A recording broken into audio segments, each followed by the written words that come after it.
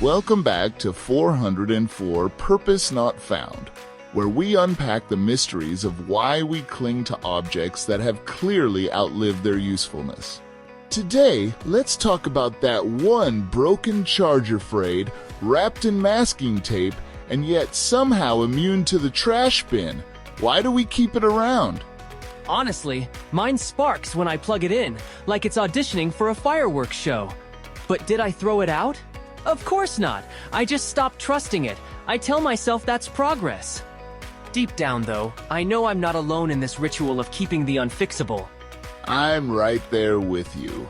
There's a micro USB cable in my drawer, and I don't even own a device that uses micro USB anymore.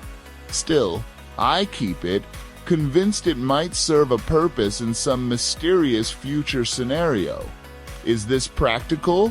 Or just denial? Maybe it's a bit of both. It's like preparing for a future where we travel back to 2014 and suddenly need all these outdated accessories. Rationally, it makes no sense, but emotionally, it feels oddly comforting to be prepared. Let's be honest, it's not about the actual utility anymore. There's a legacy to these items. That old charger might not power devices now, but it once powered moments in our lives. Are we holding on to memories, not just objects?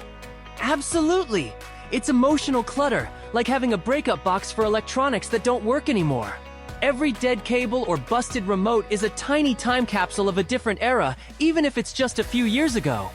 And the collection goes beyond chargers, headphone splitters that haven't been relevant since aux ports disappeared, remote controls with missing battery covers, and that indestructible Nokia battery you can't toss out because, well, nostalgia. It turns our junk drawers into museums.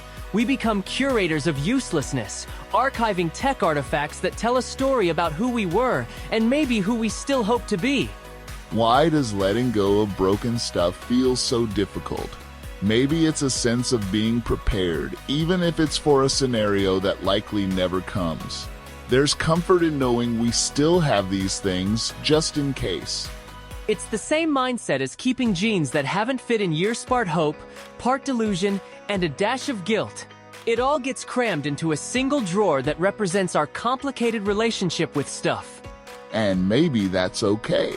Maybe some things are meant to stick around in their broken state, reminding us that not everything needs to be fixed, like our eternally glitchy notification settings or our questionable sleep schedules.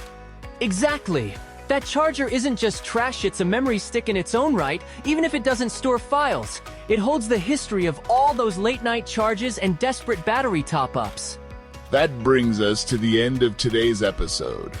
If you're listening and holding on to something broken for absolutely no logical reason, you're not alone. In fact, you might be part of a much bigger tradition than you realize. Exactly. Keeping useless stuff is almost a form of self-acceptance. Sometimes the best vibe is just embracing the absurdity of it all and knowing you're doing great, even if your tech drawer suggests otherwise. So, subscribe, follow, and remember, some wires may be dead, but our attachment to them is eternal.